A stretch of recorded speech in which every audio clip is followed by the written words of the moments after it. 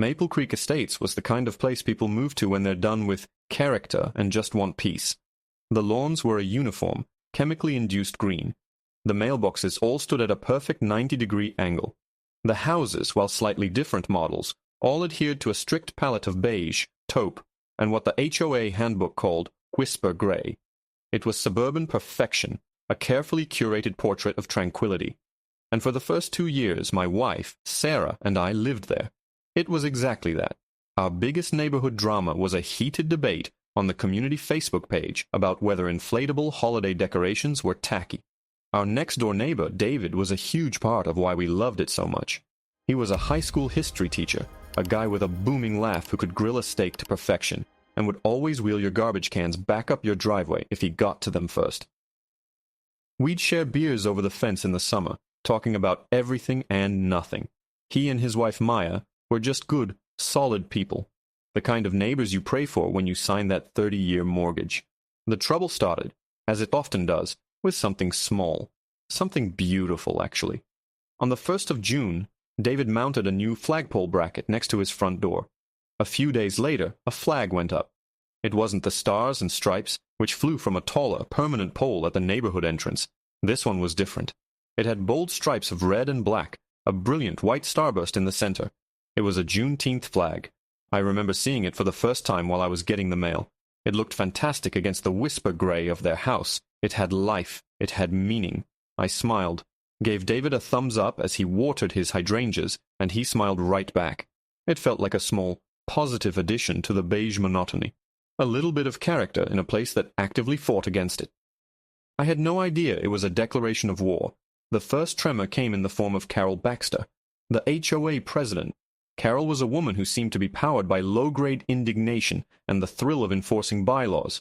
She was in her late 60s, with a helmet of perfectly lacquered blonde hair that didn't move in the wind, and a walk that suggested she was constantly marching to an unheard martial tune. She was never without her clipboard. That clipboard was her scepter, her shield, and her sword. I saw her stop her power walk directly in front of David's house 2 days after the flag went up. She stood there for a full minute, hands on her hips, head cocked to the side, as if analyzing a complex piece of modern art she found deeply offensive. From my home office window, I watched the whole thing unfold. She marched up the perfectly paved walkway and rang the doorbell with a sharp, impatient jab of her finger. David answered, still in his weekend shorts and a t-shirt. I couldn't hear their words at first, just the tone. Carol's was sickly sweet, the kind of condescending tone people use when they're about to bring the hammer down. David's was calm, confused. Then their voices started to carry. "And while it's a lovely sentiment, David, the bylaws are very clear," Carol was saying, tapping a perfectly manicured nail on her clipboard. Section 4, subsection C, paragraph 2, only the official flag of the United States of America, the state flag, or official military flags may be displayed. Carol, with all due respect, it's the Juneteenth flag, David explained, his voice still patient. It commemorates a federal holiday. It's a celebration of freedom, a part of American history. I teach this stuff to kids every day.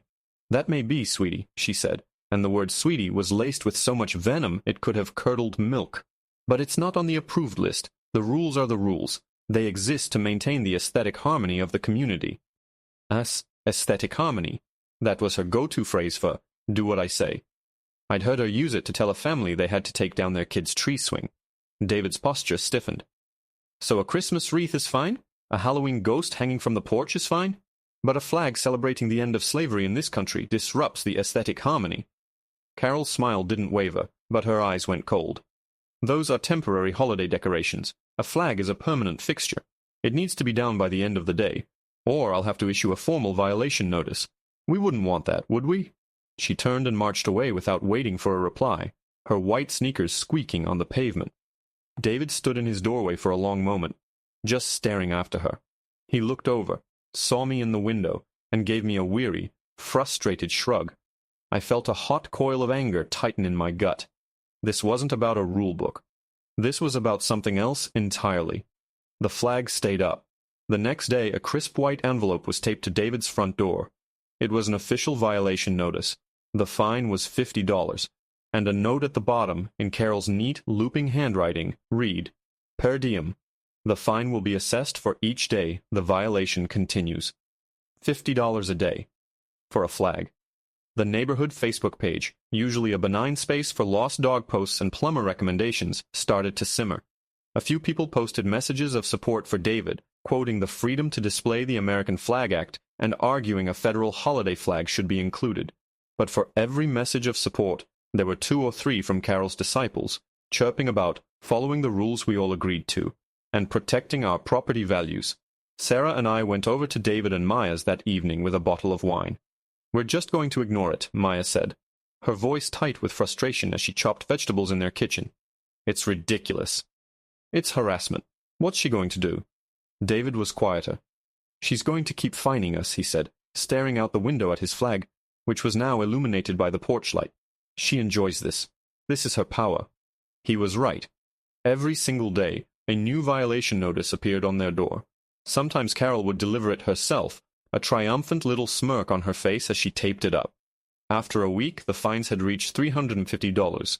By the end of the month, they were over $1,500. David and Maya were now receiving certified letters from the HOA's management company, formal and threatening, talking about collections and legal action.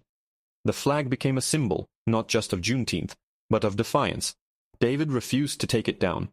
He said it was a matter of principle. The breaking point for me came about 6 weeks in. The fines had ballooned to an obscene amount, somewhere north of $2,000. I was out front, trimming my hedges, when I saw Carol talking to a man in a collared shirt who was holding a camera. He was taking pictures of David's house, of the flag, of his yard. He even took pictures of the house numbers next to the door. My blood ran cold. This was a different level of escalation. I walked over, my hedge clippers still in hand. "Everything all right, Carol?" I asked, keeping my voice as level as I could. She gave me a brittle smile. "Just documenting, Mark. It's all part of the process. When a homeowner refuses to comply, we have to build our case." "What kind of case?" I pressed. "For a flag?" She looked me up and down, her gaze lingering on the clippers in my hand. "When fines go unpaid for this long," she said, her voice dropping to a conspiratorial whisper, "the next step is to place a lien on the property. It's a shame, really. Such a nice family. They just refuse to follow the simplest rules." She patted my arm, a gesture that felt more like a threat than a comfort. "You'd be wise to remember that." And she and the photographer walked away, leaving me standing on the sidewalk, stunned. A lien. They were going to try to put a lien on his house. They were threatening to take his home away from him, all because he dared to fly a flag celebrating freedom in a neighborhood built on conformity. That night, I knocked on David's door. He looked exhausted, the weight of the last 2 months etched onto his face. I told him what I'd seen, what Carol had said. He just nodded slowly, his eyes dark with a mixture of anger and despair. "I know," he said, his voice barely a whisper. "I got the letter from their lawyer this afternoon. They're officially filing the paperwork for the lien next week." He looked from me to his house, then back to the flag waving gently in the evening breeze. "They really think they can force me out." That night, sleep was impossible. Sarah and I just lay in bed, staring at the ceiling, the fan blades chopping the silence into anxious chunks. Every so often I'd hear a noise from David and Maya's house, a cabinet door closing too loudly, the scrape of a chair. They were up, too. This quiet, beige neighborhood had suddenly become a battlefield, and the enemy wasn't just a nosy neighbor with a clipboard anymore. It was a legal system designed to protect property values, a system Carol was weaponizing to crush a good man. The thought of them losing their home, a place filled with laughter and the smell of Maya's amazing cooking, all over a piece of fabric, made me physically ill. The next morning, I saw David in his yard. He was just standing there, coffee mug in hand, staring at the Juneteenth flag. It was the 19th of the month, the day itself. The flag seemed to wave with more purpose, a silent testament to the fight it had started. I walked over. "You can't let her win," I said, my voice rough from lack of sleep. "You can't?" He took a slow sip of his coffee. "What choice do I have, Mark? I'm a history teacher. Maya's a nurse. We don't have fight the HOA's law firm money. They're banking on that. They'll bleed us dry until we have to sell." "No," I said, more forcefully than I intended. "We won't let them." And just like that, you became we. This was my fight now, too. That day, I did something I never thought I'd do. I became an activist in my own subdivision. I created a private Facebook group called Maple Creek for Fairness and invited every neighbor I thought might be sympathetic. I laid it all out. The flag, the daily fines, Carol's smug intimidation, and now, the lien. I uploaded a picture of the lawyer's letter David had received. The response was slow at first, a few likes, a few "this is awful" comments. But then it started to snowball. People I barely knew started sharing their own stories of Carol's tyranny. One woman was fined because her garden hose wasn't coiled in a perfect circle. Another was told his son's basketball hoop had to be taken down every single night because it was an eyesore. The petty cruelties had been piling up for years, but everyone had been too afraid or too tired to fight back alone. David's situation was different. It was so blatant, so unjust, that it became a catalyst. We organized a GoFundMe for David and Maya's legal defense. I set the goal at $5,000, thinking it was ambitious. We hit it in 48 hours. People from all over Maple Creek, even some I knew were Carol's friends, donated anonymously. It was a silent rebellion, a digital uprising against the Queen of Beige. The fund eventually topped $10,000, enough to retain a serious lawyer. Of course, Carol found out. She must have had a spy in the group. The day after the GoFundMe hit its goal, I found a crisp white envelope taped to my own front door. My heart hammered against my ribs. It was a violation notice. My crime? Unapproved horticultural display. HOA. Apparently, the small rosemary bush I had planted next to my walkway was not on the pre-approved list of shrubs. The fine was $50, and at the bottom, in that same familiar looping script, "Let's keep our community beautiful and drama-free." The message was crystal clear. You're next. This only hardened my resolve. I paid the fine, but I also took a photo of the notice and posted it in the private group. "This is what retaliation looks like," I wrote. The post got 100 angry face reactions. Carol's little power play had backfired spectacularly. She wasn't just creating a martyr out of David, she was creating an army to stand behind him. With the community's backing, David found an incredible lawyer named Ben Carter. Ben was young, sharp, and specialized in housing discrimination cases. We all met him over Zoom, me, Sarah, David, and Maya. He listened intently, his expression growing more serious with every detail. "They're on shaky ground," Ben said after we'd laid out the whole story. "But HOA cases are tough. The covenant is a binding contract you sign when you buy." Her argument will be simple. David broke the rule. The reason he broke it is irrelevant. "But it's selective enforcement," I burst out. "She lets other things slide all the time. Holiday decorations, those welcome signs everyone has." "Exactly," Ben said, a small smile playing on his lips. "And that's our angle. We're not just going to argue the rule is unfair. We're going to argue that she is applying a fair rule in an unfair, discriminatory way. We need to prove a pattern. We need evidence that other, similar violations by other residents were ignored." And so the Great Maple Creek archaeological dig began. We put out a call in the Facebook group. Send us any photo you have from the last 5 years of a non-approved flag, banner, or large decoration in the neighborhood. The response was overwhelming. We got pictures of Italian flags during the World Cup. Irish flags on St. Patrick's Day. It's a boy. Banners that stayed up for weeks. A massive Roll Tide flag on the house of a big Alabama fan down the street. We had dozens of examples of unenforced violations. We were building a powerful case for selective enforcement. But we were still missing the silver bullet. We needed something that tied it directly to Carol, something that proved her hypocrisy beyond any doubt. The HOA was required to post minutes from their monthly meetings, but they were vague and sanitized. For weeks I spent my evenings scrolling through years of the public community Facebook page, the online photo albums from neighborhood block parties, anything and everything I could find. My eyes were burning from staring at the screen, and I was starting to lose hope. I was looking for a needle in a haystack the size of a subdivision. It was almost 2 a.m. on a Tuesday night. Sarah was asleep, and the house was quiet. I was about to give up when I clicked on a dusty, long-forgotten link on the HOA website's homepage. It was for a community photo contest, 2018. The theme was patriotic spirit. I scrolled through cheesy photos of kids waving sparklers and dogs in red, white, and blue bandanas. And then I saw it. It was a photo submitted by Carol Baxter herself. It was a picture of her own house, taken from the street. The lawn was perfect. The flowers were immaculate. And right there, hanging from a bracket next to her front door, the same spot where David had his Juneteenth flag, was another flag. It wasn't the stars and stripes. It was blue and white, with the snarling face of a wildcat, and 2 large letters, UK, for the University of Kentucky. It was a college sports flag, a clear, undeniable, photographically documented violation of the very bylaw she was using to try and take David's home. I felt a jolt like I'd touched a live wire. I zoomed in on the photo. There was no mistaking it. It was her house, her flag. She had proudly submitted evidence of her own violation to the entire community. I checked the dates. The photo was from early July 2018, well outside of any major holiday. I frantically searched our growing file of violation notices. There was nothing for Carol Baxter in 2018. She hadn't fined herself. She had celebrated her own rule-breaking. My hands were shaking. This was it. This was more than just hypocrisy. It was the bedrock for our entire legal argument. It was the proof we needed that this was never about a rule. It was about who was flying the flag. I saved the image to 3 different hard drives and printed out a dozen copies.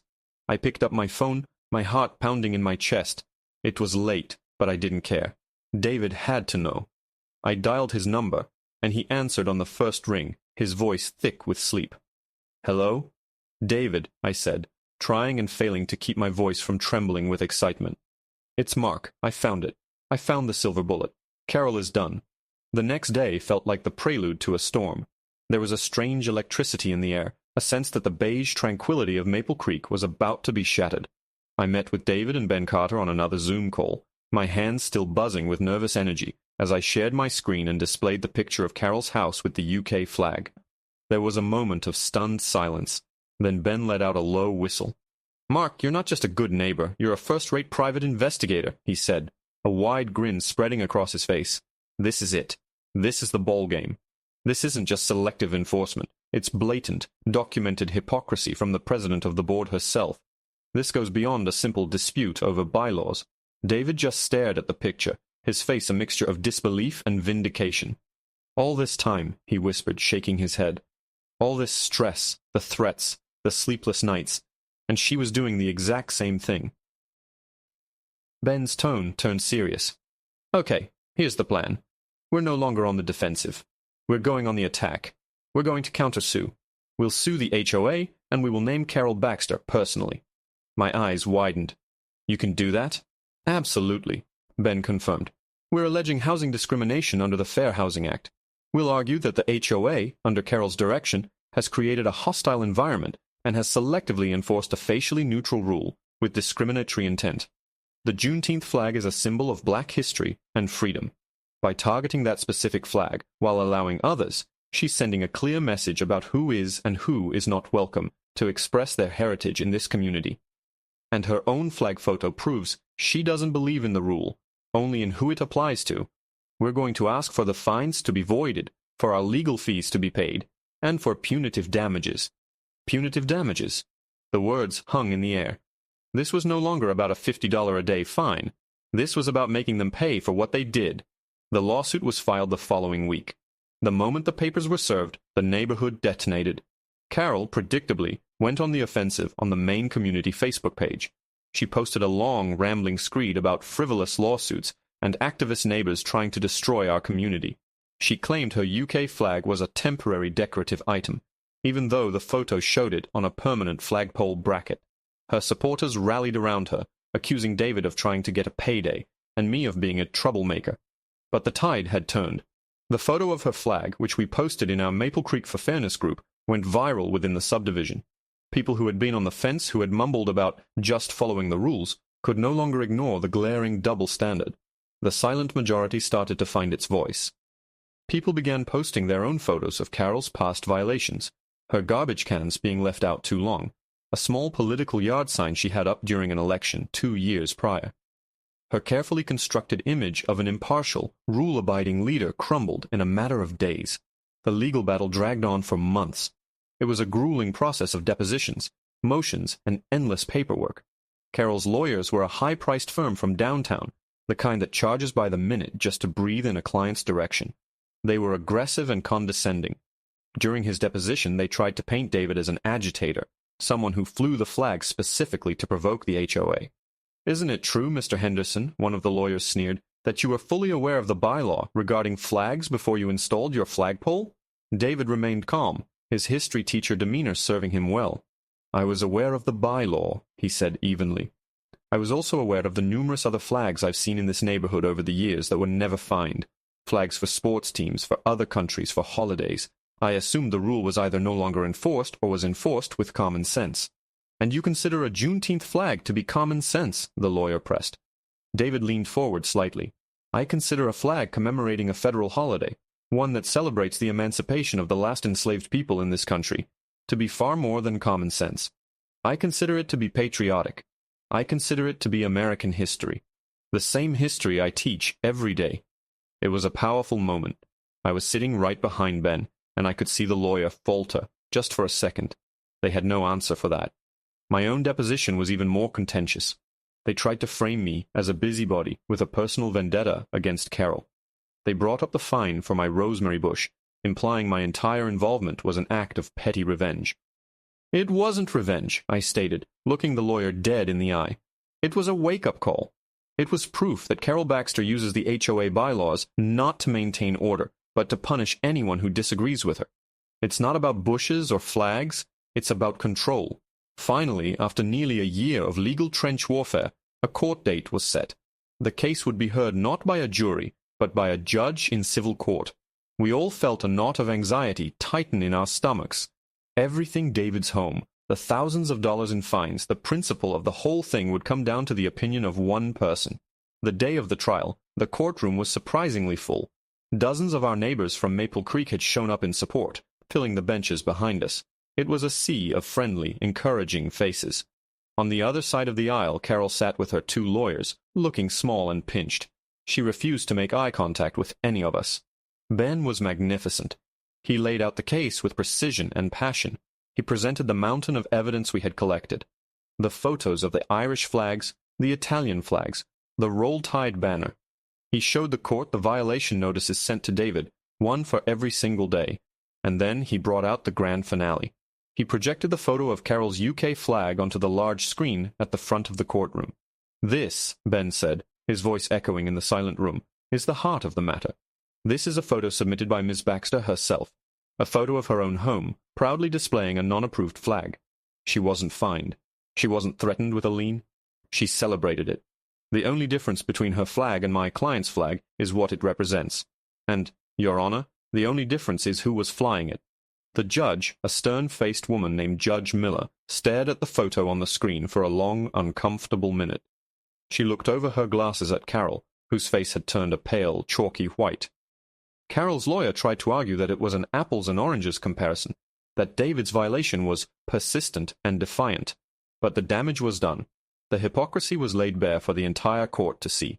Judge Miller listened to all the arguments, her face an unreadable mask. When the lawyers had finished, she folded her hands and looked directly at David, then at Carol.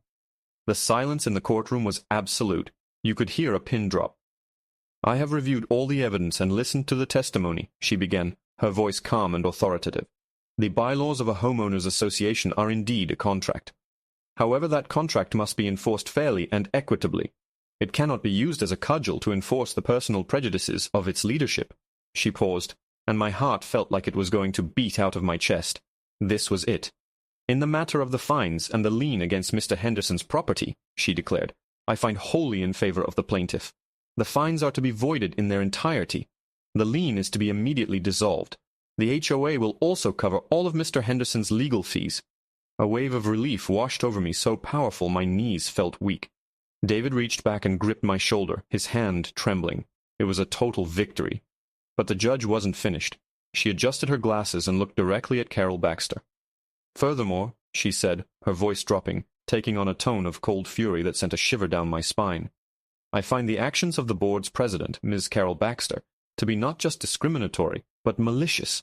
This was a targeted campaign of harassment against a resident based on his expression of his cultural heritage. This court will not tolerate such behavior." She looked down at her papers.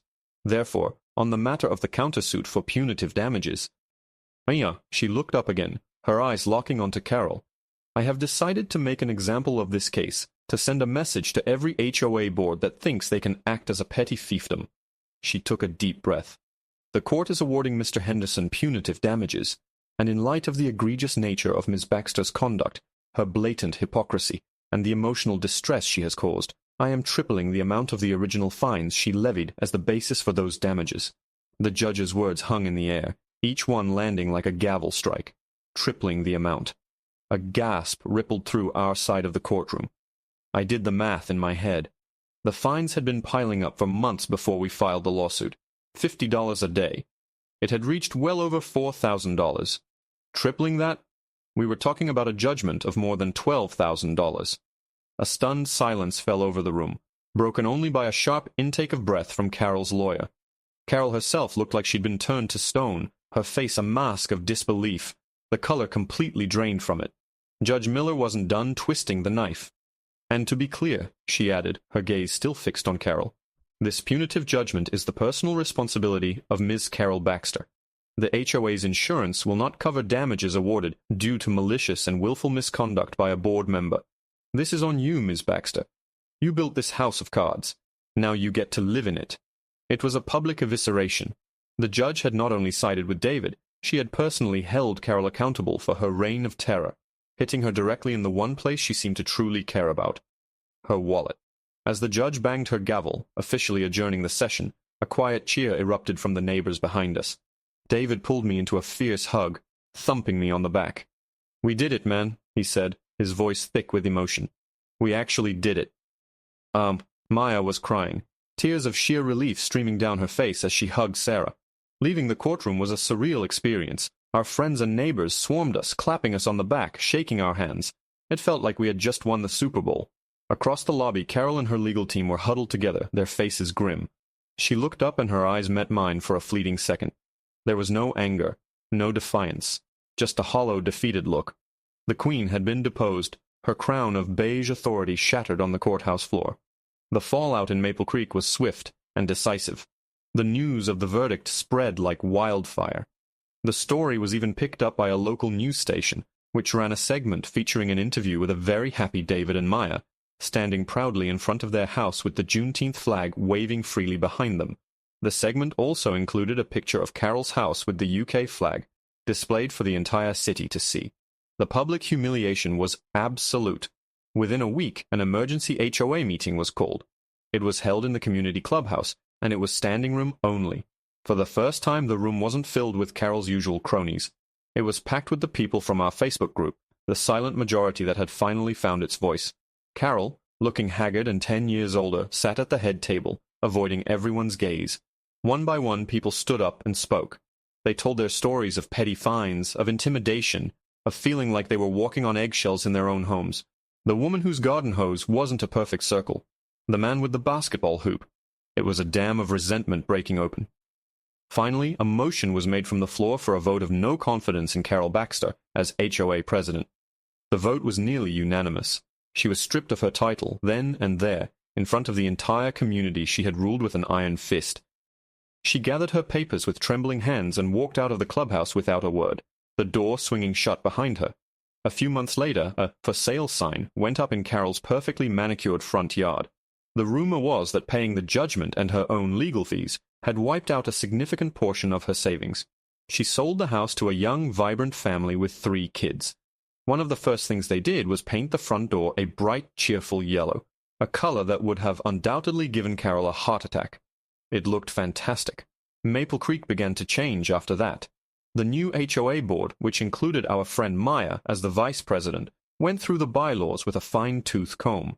They rewrote the rules to be about common sense and community, not about control and conformity. The ridiculous regulation about pre-approved shrubs was abolished. The flag rule was amended to allow any flag celebrating a federal, state, or international holiday, as well as sports teams and other reasonable displays of personal expression. The neighborhood started to breathe again. Color began to seep back into our beige world. More families put up basketball hoops. Wind chimes tinkled in the breeze. People planted flowers that weren't on the approved list. It started to feel less like a sterile housing tract, and more like a real community. A place where people actually lived. And every June, David's Juneteenth flag goes up. But it's not the only one anymore. On our street alone, 3 other families now fly it. It's become a symbol not just of Black history, but of our neighborhood's own little emancipation proclamation.